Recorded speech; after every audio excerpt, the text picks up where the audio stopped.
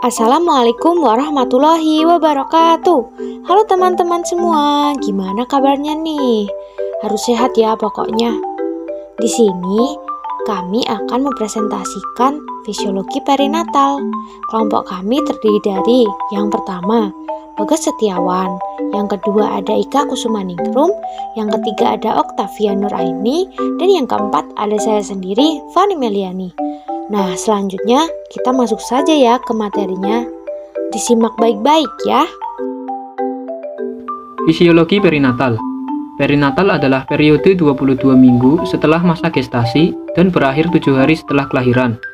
Pengkajian segera setelah lahir sangat penting dilakukan untuk mengetahui keberhasilan penyesuaian bayi dari kehidupan intrauterin ke ekstrauterin. Selain itu juga dilakukan pemeriksaan fisik secara lengkap untuk mengetahui normalitas dan mendeteksi adanya penyimpangan.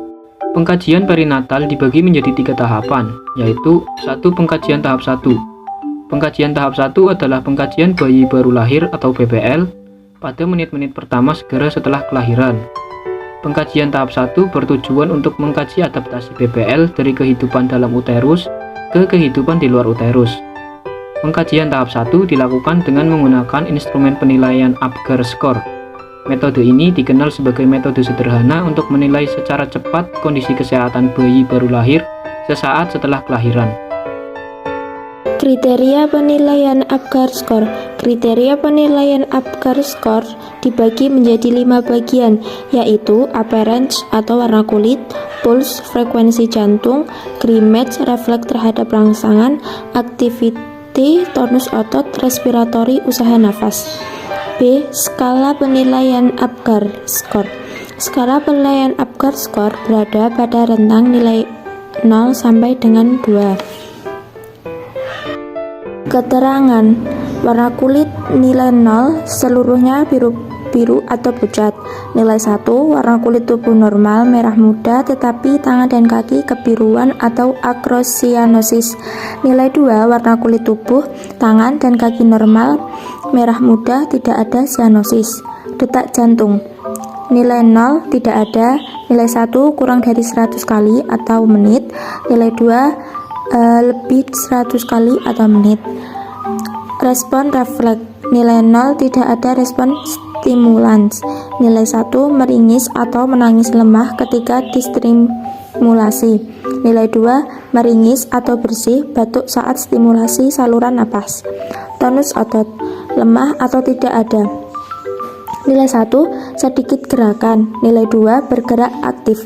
Pernapasan: nilai 0, tidak ada. Nilai 1, lemah atau tidak teratur. Nilai 2, menangis kuat. Pernapasan baik dan teratur. Hasil penilaian. Setelah melakukan penilaian dan mendapatkan hasilnya di setiap kriteria, maka untuk mendapatkan nilai Apgar, hasil tersebut dijumlahkan. Nilai Apgar dibagi menjadi 3 kategori sebagai berikut. 1. Nilai Apgar 7-10 menandakan kondisi bayi baik. 2. Nilai Apgar 4-6 menandakan bahwa bayi mengalami asfiksia sedang. Dan nilai 3 Apgar 0-3 menandakan bahwa bayi mengalami asfiksia berat. Di penata laksanaan penilaian Apgar Score. Beberapa penata laksanaan yang dilakukan pada bayi setelah dilakukan penilaian Apgar Score dibagi menjadi 3 bagian. Sesuai hasil pengamatan adalah sebagai berikut. Yang pertama ada nilai Apgar 7-10, maka bayi dapat dilakukan inisiasi menyusui dini atau IMD. Bayi akan segera dihangatkan dan dilakukan asuhan bayi baru lahir normal. Yang kedua ada nilai Apgar 4-6 dan 0-3, maka dilakukan resusitasi pada bayi. Sebelum tindakan resusitasi dilakukan penata laksanaan awal sebagai berikut. A. Menjaga kehangatan bayi. B. Mengatur posisi bayi. C. Menghisap lendir bayi. D. Mengeringkan bayi. 2. Pengajian tahap 2. Pengajian tahap 2 atau yang disebut dengan masa transisional dan reaktivitas adalah pengajian BBL yang dilakukan pada 24 jam pertama kelahiran.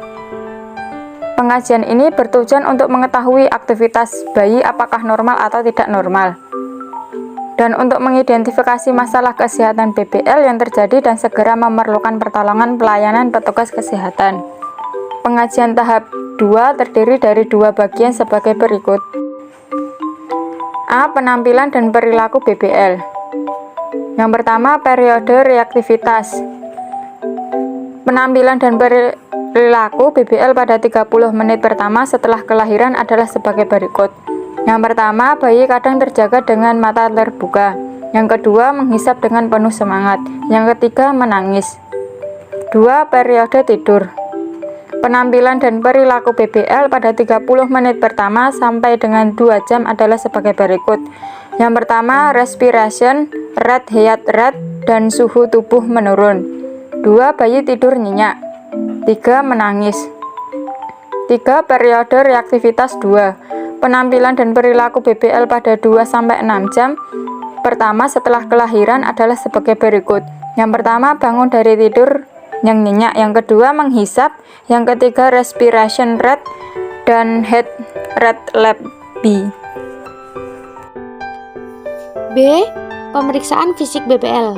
Ada 3, yaitu yang pertama, tujuan pemeriksaan fisik BBL. Yang kedua, ada ukuran antropometri pada bayi dengan kondisi normal. Yang ketiga, ada pengkajian tahap 3. Yang pertama, kita membahas tentang tujuan pemeriksaan fisik BBL. Ada A, untuk menentukan status kesehatan bayi, dan yang B, mengidentifikasi masalah. C, mengambil data dasar untuk menentukan rencana asuhan. Lalu D, untuk mengenal dan menemukan kelainan yang perlu mendapat tindakan segera.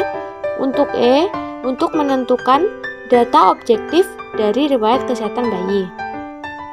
Lalu yang kedua, ada ukuran antropometri pada bayi dengan kondisi normal. A. Berat badan normal 2.500 sampai 4.000 gram. Lalu B. Panjang badan normal 48 sampai 53 cm. Lalu yang ke C, ada lingkar kepala normal 33 sampai 35 cm. Dan yang terakhir, lingkar dada normal 30,5 sampai 33 cm. Yang ketiga ada pengkajian tahap 3. Pengkajian tahap 3 atau yang disebut dengan masa periodek adalah pengkajian BBL setelah 24 jam pertama kelahiran. Pengkajian tahap ini sangat penting dilakukan untuk mempertahankan kelangsungan hidup bayi tersebut. Oleh karena itu, pada tahap ini bayi perlu mendapatkan asuhan yang baik. Beberapa tindakan asuhan yang diberikan pada bayi pada masa periodek adalah sebagai berikut. Yang pertama ada BAB dan BAK, lalu kedua ada mempertahankan suhu tubuh bayi, ketiga ada makanan dan minuman, yang keempat ada pencegahan infeksi. Nah, segitu dulu ya materinya untuk kali ini. Semoga bermanfaat. Terima kasih. Wassalamualaikum warahmatullahi wabarakatuh.